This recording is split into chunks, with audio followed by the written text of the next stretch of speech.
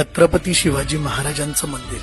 होय, आपल्या महाराष्ट्रात तयार होतं इतकं भव्य दिव्य छत्रपती शिवरायांचं मंदिर. येत्या 14, 15, 16, 17 मार्च रोजी इथला लोकार्पण सोहळा होणार आहे. हे मंदिर आहे मराडेपाडा भिवंडी येथे. आंध्र प्रदेशमधील श्रीशैलमला गेलो होतो तेव्हा एक सुप्त इच्छा होती की महाराष्ट्रातही आपल्या आराध्य दैवताचं मंदिर असायला हवं.